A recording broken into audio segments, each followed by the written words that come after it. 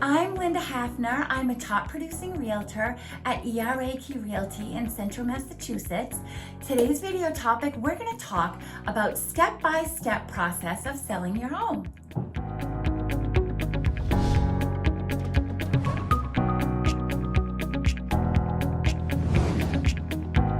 Thanks for joining me today. I'm hoping that the videos that I make will empower you so that you feel confident when you are buying and selling a home.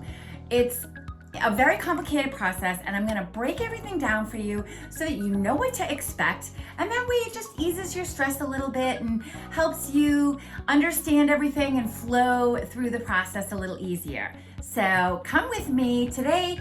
Here are the steps listed one by one. I'm going to talk about them. The first step, I'm going to take my glasses off actually because they're fogging up. So today the first step is just making a decision, okay? Which sounds like that should be, pretty straightforward, but it really isn't. Some people, they dabble back and forth about whether they want to sell their house and whether they want to move, and a lot of it depends on if they can find the next home that they want to move to. And if they don't have a home in mind, they don't necessarily want to sell first. So what I suggest doing is, at the same time that you're preparing your house to go on the market and thinking about selling your home, also be looking at homes that partially interest you, because that'll kind of help motivate you to make the decision. Part of the decision-making process involves choosing the realtor to use, which can sometimes be a little bit confusing. You run into a lot of different realtors when you're out looking at homes, and they may be a good choice, but I would really suggest just doing your research and finding the best realtor for you based on a realtor who frequently sells and buys homes and works with both buyers and sellers, because they're going to have a lot more knowledge than someone who just sells or just works with buyers. You want a combo of both. They can see both sides of the picture, and they can really help you through that process, I think, a little bit better. So find out what their experience is, find out how many years they've been in the business, if they're full-time. Choose someone who's very responsive to your needs. You want someone who, if you have a question, you can call them and they're going to get back to you very soon. That's really important, because in this window, when you're selling your home, it's usually about a 45 to 60 day process once your home is under agreement. Plus you have that whole period of time of preparing your home to be on the market. So you're working closely with that one person who's going to sell your house. So also, please just make sure it's someone that you feel comfortable with, that their personality matches your personality. It's someone that you feel comfortable with and trust. And that can be done either through a recommendation from someone you know, through reviews. There's lots of ways to build that trust and understand what the person is. Do some research online is all I would suggest. So you've made the decision, you've chosen a realtor, and now it's time to determine the price. If you talk to more than one realtor at a time, they may offer you different prices, and it's very tempting to automatically want to choose the realtor who gives the highest price. And I would just say to just be a little cautious with that approach, because I feel that, really examine the data for yourself and see, how if your home most closely matches the condition of which home that sold. Because as much as, realtors want to get you the highest price, but at the same time, it's important to be realistic and to judge your home based on the condition of other homes similar to yours that have sold in the same town. You can't compare your home to a home in a town with a better school system. You can't compare your home you can't compare a Cape with a Colonial. They have different roof styles. They have different, capacities upstairs. It's just, they're so different. So if an unexperienced realtor may compare a Cape to a Colonial, a new agent might try to do that. An experienced, seasoned agent is going to know better than to do something like that. They're going to, really specify your home with homes that most closely match it. And they're going to give you a more realistic price, which means that you'll probably get an offer at the best price for your home, as opposed to putting your home on the market and letting it sit there because you priced it too high to begin with. That is not a good approach, because in the long run, you end up getting a lower offer on your home the longer it sits on the market, because people don't want to pay an overinflated price. So pricing your home right from the very beginning is so important, to price it according to where it is in the marketplace, and having an experienced realtor who really knows where it belongs is critical. So that ties into the whole choosing the agent carefully and determining the price. So as tempting as it is to price high, you'll actually end up walking away with more money by pricing your home right where it belongs in the market. Not too high and not too low. So that's where the agent will help you. I'm putting my glasses back on because I really can't see very well, and hoping they won't fog up quite as much. One of the common mistakes that I see a lot of sellers do when they're trying to figure out a price that they want to list at, or a price that they have in their mind, is that they're comparing their home to a list price. So in other words, they're seeing these homes that are on the market, that the asking price for some of these homes, and they're thinking they're going to get just as much as that house. But what they don't realize is that that home that listed at, say, $280 or $290 actually sold at $275. But see, they don't know that information because they don't follow the house, and they don't, 60 days later, they don't check the MLS and see what it actually sold for. They don't see what the seller concessions were. They don't see if the buyer got closing costs back. All they see is the list price. So they're judging their home based on that price, and that's an inaccurate way to do that. And that's where you need a realtor's help to keep it a little bit more realistic, because we can give you that more accurate data and give you better results in the long run, so that you're not expecting to get more money than you actually end up walking away with once your home is sold. But at the same time, we're absolutely going to get you the absolute highest price possible. In fact, probably way more than if you tried to sell it yourself, because we do have that expertise, we do have that knowledge, and we do know what buyers want and how to sell it to get the highest price. So the next step is going to be to prepare your home for sale. I think you're going to get a lot more money if you declutter and you clean and you just show your home's amenities in its best light. And there are, that is going to be a whole video in itself that I will do down the road.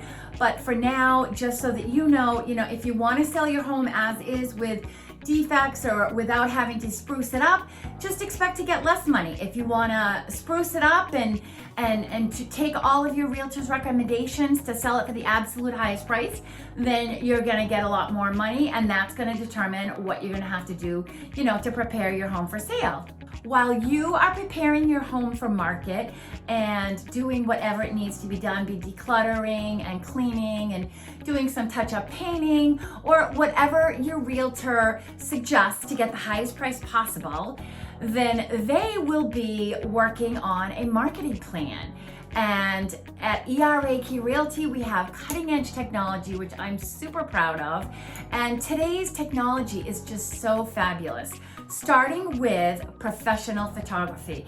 Absolutely, completely 100% recommend a professional photographer with a wide-angle lens to really capture the best essence of your home.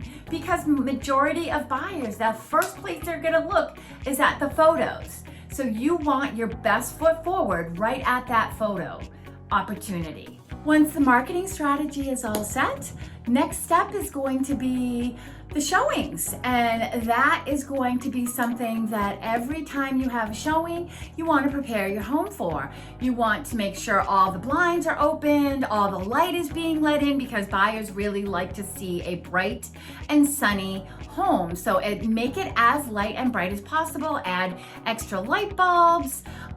Make sure that before the showing that it's nice and clean and tidy. There are no dishes in the sink. These are all things that are going to help you get the most money, and that's what you're going to do before every single showing. We've arrived at step 7. Hopefully your showings went really well, you had multiple buyers interested, and you have more than one offer.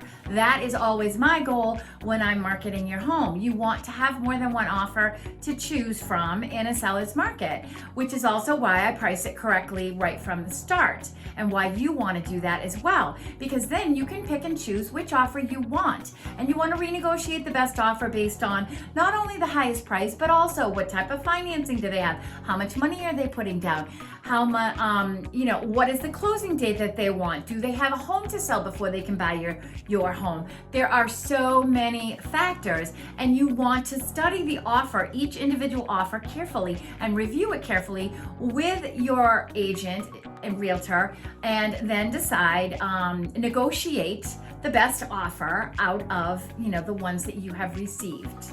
So you've negotiated the best offer, or you've got a great offer, you're thrilled, buyer is happy, everyone is great, and now it is time for the home inspection, which can complicate things a little bit.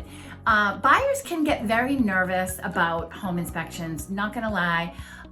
They'll find little things and they get nervous, especially first-time home buyers. It happens frequently, and they can make sometimes unreasonable requests, sometimes reasonable requests. It's a combination of both. And as a seller, it is your job with your realtor to work together and determine after the home inspection, when they come at you and they say, we want to renegotiate, you need to have that discussion and decide what you want to do, what you don't want to do. Step 8, the home inspection has been completed, it's been renegotiated, all the information is given to both attorneys, and the attorneys work together to create the purchase and sale agreement, which will have the buyers put down another deposit, an additional deposit that will go into the escrow until closing. And once that's signed, then the appraisal is ordered. The buyer pays for the appraisal, and the buyer will get the appraisal results. A lot of times as the seller, you do not ever know the exact price that your home appraises for. Most buyer agents don't tell you. Once in a while they will, but it's kind of like, if you're not paying for the appraisal, you don't have the right to know what your home appraised at. You just need to make sure that it was at or above the offer price. And if it wasn't, then there may be a renegotiation period in order to keep the deal together. The appraisal is a very important step, especially when it's involved in a lender. In a cash sale, you don't need an appraisal. But in a typical financed home, the lender is going to appraise your home. The buyer pays for it, the lender hires an appraiser, and the list agent will meet the appraiser and provide supporting documentation that will support the offer price, which is a pretty important step, I think. Providing them with as much documentation so that your home does not appraise under the value. That can be a nightmare when it happens. It happens rarely, but it can happen. So just making sure that your realtor takes those extra steps to make sure that your home does, appraise at its value is critical. Once the appraisal has been approved by the buyer's lender and everything is good to go, then we just wait for the lender to complete all the paperwork that they need to for the buyer who's buying your home. And that period, it can be a couple of weeks. You're talking, from the purchase and sale agreement to the closing, it's usually 30 days. And the appraisal usually happens within a week or two after the purchase and sale agreement. So in that time period, your job is to focus on where you're moving next, to start packing, and we're waiting for the buyer's mortgage commitment. Once we have a buyer's mortgage commitment, then we are good to schedule the final walkthrough and the closing, which are the last 2 steps here. And closing day, it's your job as the seller to make sure that the home has none of your personal belongings other than anything that was agreed to between you and the buyer. Because if you did leave things behind, technically the buyer could do what's called a holdback, which means they could not pay you all of the money they've promised unless you remove any of your belongings. But again, it doesn't happen often, but just one of those important things you want to be aware of as a seller. As a seller, you will not need to be at the actual closing. That is usually the buyer and the buyer's attorney, and the seller's attorney will make sure that all of your paperwork is signed, you'll have everything done, and they'll take care of all of that end for you at the closing. And then you'll just find out when you are on record and when the buyer is allowed to move in. Because technically the buyer should not move in for liability purposes into your home until they are officially on record in the Registry of Deeds. So that's what we all wait for. So that's it. 12 steps. A lot of steps. It's a long process, but if you have the right realtor guiding you through everything, it should be a smooth journey and a great journey, because you're leaving a house that no longer fits your needs into a home that hopefully will better fit you. And I hope the information in this video will help empower you to make the best choices for yourself when you're buying and selling. Please subscribe for my next video. The next topic, I'm going to talk about when the best time is to sell your home. Have a great day.